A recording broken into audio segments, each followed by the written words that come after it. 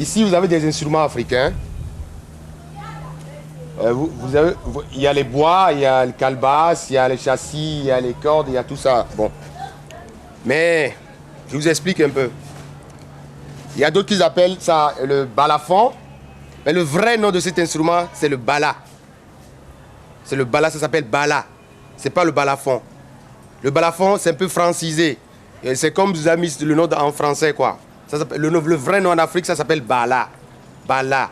Bala, c'est les bois qui donnent les notes de la musique sur lesquelles on joue ces notes avec deux bois, deux baguettes. Hein? Et ces bois, vous prenez un bois, mais vous creusez le son. Ça ne veut rien dire. Vous creusez le son. Quelle note ça donne? C'est une note africaine. Voilà. Bon, donc, je vais vous expliquer un peu les spécifiques de ces balafons. Parce que dans chaque pays africain, il y a des balafons. Dans chaque pays, on trouve des balafons. Et comme en Guinée, tu as le balafon. Ça, c'est le balafon de la Guinée. Tu as le balafon du Sénégal. Tu as le balafon du Ghana. Tu as le balafon du Burkina. Et ce que moi j'ai pensé faire quand même, c'est travailler sur le balafon universel. Voilà. Maintenant, je peux commencer par vous expliquer un peu les spécifiques, les différentes sortes de balafons qui existent, quoi. Il y en a plein, quoi. Bon.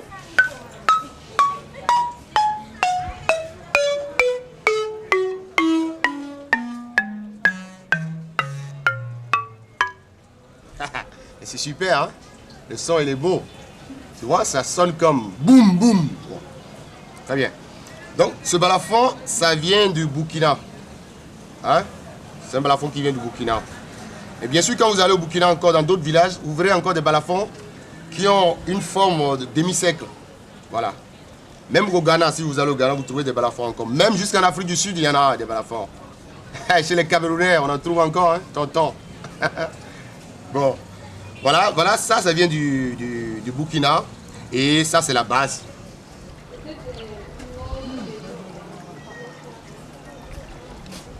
Bon, voilà le balafon universel. Si vous voulez, tu peux jouer tout ce que tu veux dessus, voilà. Tu joues du jazz, du rock, même Johnny. Hein.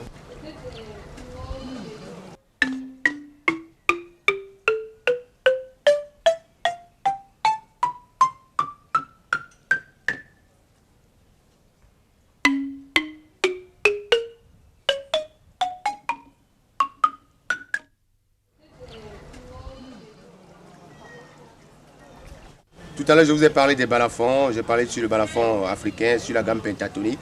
Je vous ai bien montré que les balafons, tous les balas africains, on trouve ces notes-là sur les notes noires, les touches noires qu'on trouve sur le piano. Bon. Donc, ce balafon que vous voyez maintenant, moi j'ai trouvé que pourquoi ne pas avoir aussi les notes diatoniques et les notes chromatiques. Donc c'est ça que vous voyez ici. Vous avez le solfège, vous avez 2 octaves devant vous ici, 2 octaves de balafon que vous avez ici. Donc vous avez le solfège qui est juste. Donc après les demi-sons que vous avez trouvés tout à l'heure, donc c'est celui-là qui suit. Donc ça veut dire que c'est un balafon universel, il a toutes les gammes que vous voulez. Donc écoutons le son de ce balafon.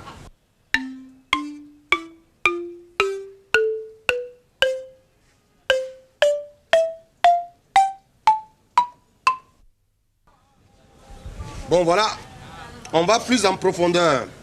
Vous avez vu tout à l'heure le balafon qui a 2 octaves, n'est-ce pas? Maintenant, vous avez le balafon qui a 2 octaves plus. Disons, ça va jusqu'à 3, mais moins de, voilà. Écoutons le son.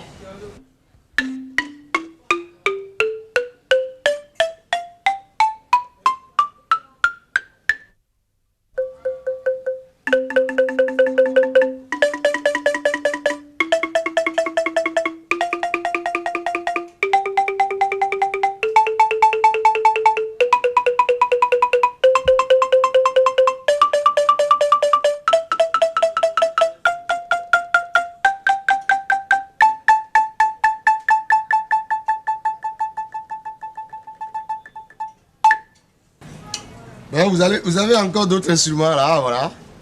La kora, qu'on trouve toujours chez les mandingues. Les mandingues.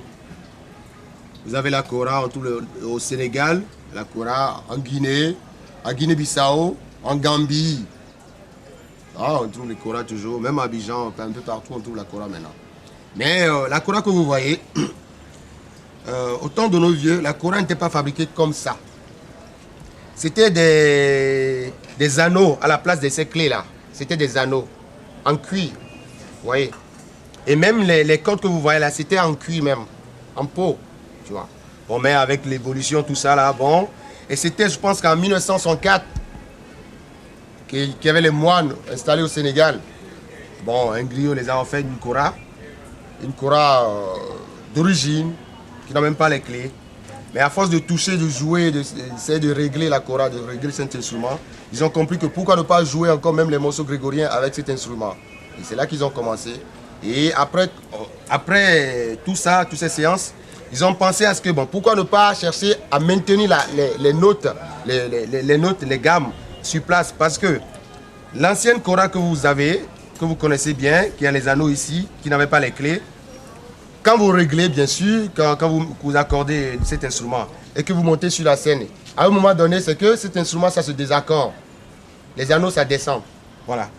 Donc, à partir de ces moines-là, ils ont pensé à créer des clés en bois, hein, pour maintenir chaque note. Et la kora a toujours 21 cordes. Ça a commencé par 7, 12. Et maintenant, c'est 21 cordes que vous avez là. Et c'est très facile à jouer. Hein, je vous assure. Je peux te montrer, toi. Bon.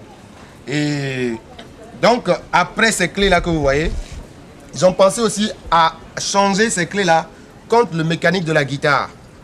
Et ça se trouve un peu partout, je le sais. Si vous allez chez les moines, un peu partout, ils en ont.